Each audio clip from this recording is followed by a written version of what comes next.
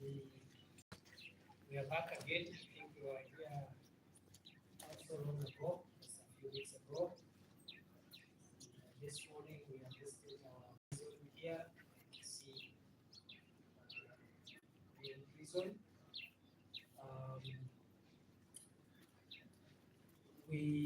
As you are aware, the government has decided to relocate the Kisii prison from here to another site so that to give room for the expansion of our town.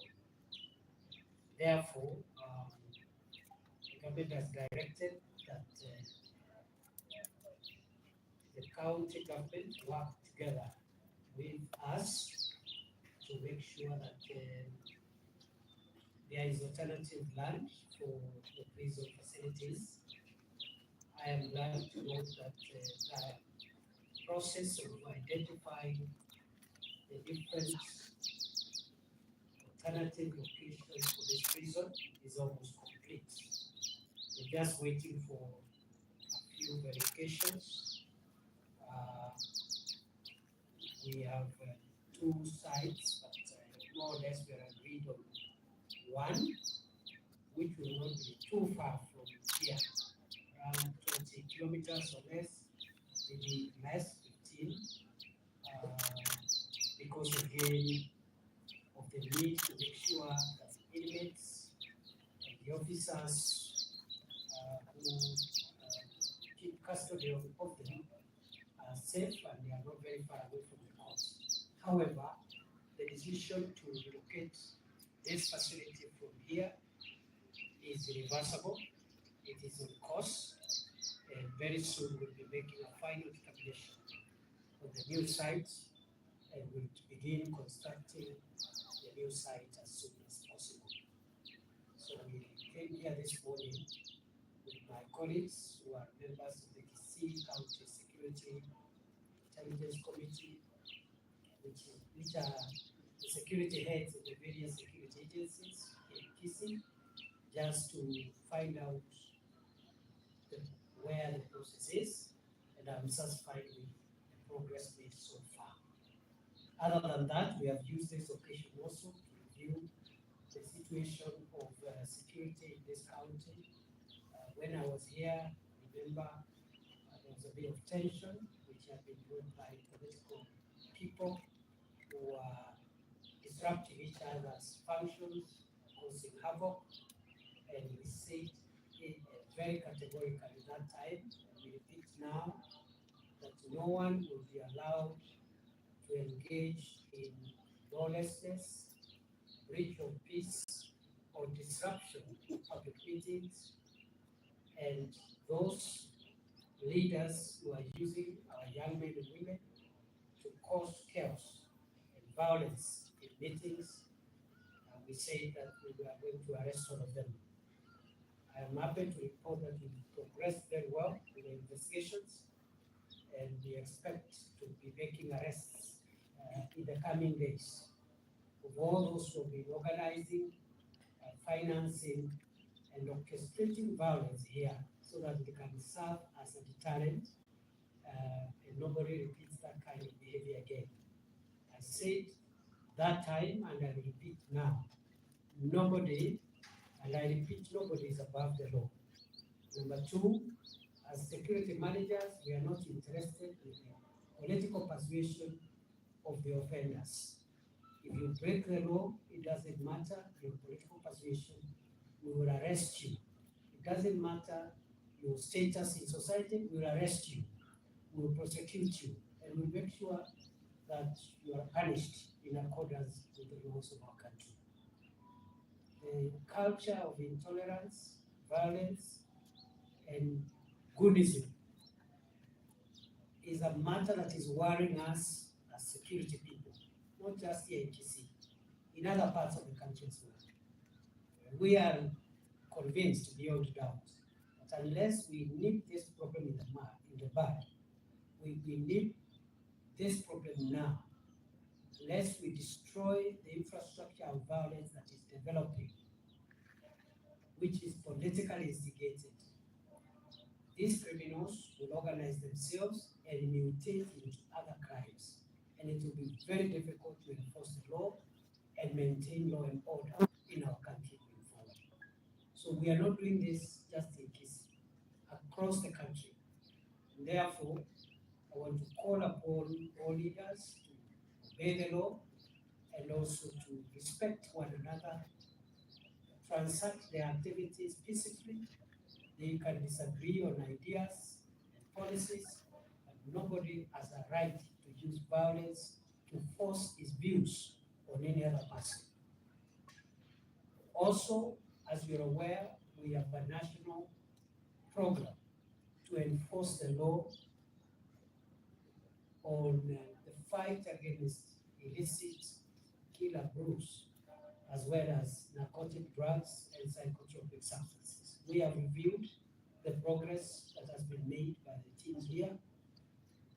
Some progress has been made, but we believe there is a lot more that we can do to make sure that we eradicate this problem permanently this time round, because in the past, whenever we've tried to do this, we've done it for a few months and then we go back to factory settings. This time round, we've decided to sustain this war on a permanent basis, the way we have sustained the war on other serious national security threats.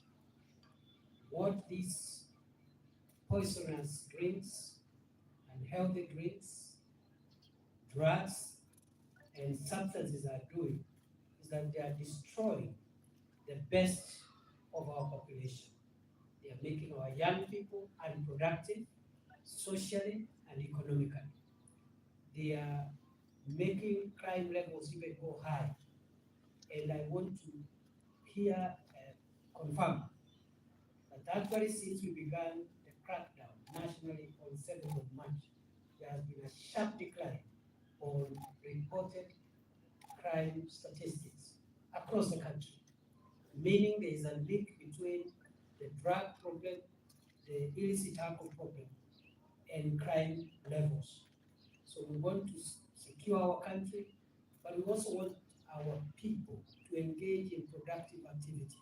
When they wake up, not to go and look for poison to kill themselves, not to go and look for drugs, but when they wake up, let them go and struggle to feed their families, let them find something to do, and I'm sure we cannot use the excuse of joblessness to approve the kind of conduct that we are seeing, especially in urban centers, but also in rural areas alike. So we made good progress here in Kisii. I think about 95 suspects have been arrested and arraigned in court. We have also been able to seize about 40,000 liters of illicit poisonous drinks. We've also been able to destroy a number of illegal breweries, closed down a number of premises that were selling alcoholic drinks without licenses. And also we have also closed down a number of premises that were selling alcoholic drinks with licenses, but operating within the prohibited proximity to learning institutions and other guidelines under national law. So that campaign is going on, and we've discussed how to upscale that work in the coming weeks. We'll be coming to check on it again in a very short period of time. Nationally, I think the program has gone well, the enforcement program nationally. As of this morning, we have been able to shut down 6,500 premises which were operating with licenses, but contrary to the Alcoholic Drinks Control Act, which is national law and which is superior than the county laws by virtue of our constitution.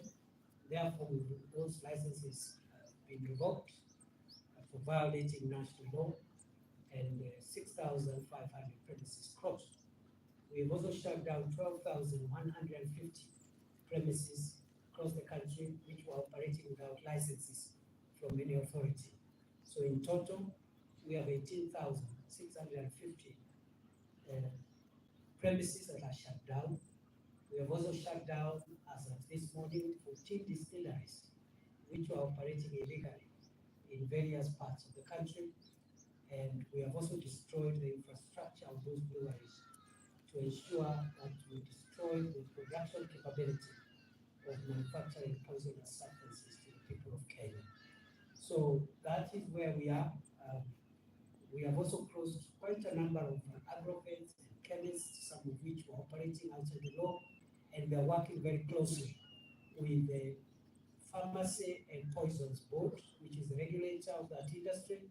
We are also working with the veterinary department because we've had to close a number of agrovet stores which were operating without licenses, and some of them were being used to sell animal drugs or veterinary drugs, which some of them are being used to concoct hard drugs, mix them with other substances to generate some of the drugs that our children and our young people are using to destroy their lives. So that war is in course. So this morning I'm happy to come to this facility. As I've said, we are locating it. There's a bit of progress. In terms of that work, and we will see then what happens to this institution, how it can be used between the county government and the national government to put up infrastructure which is more appropriate to be the middle of town where this facility is now. We even have a project which is started here under the affordable housing program, which is 70% complete, right? I think behind this block.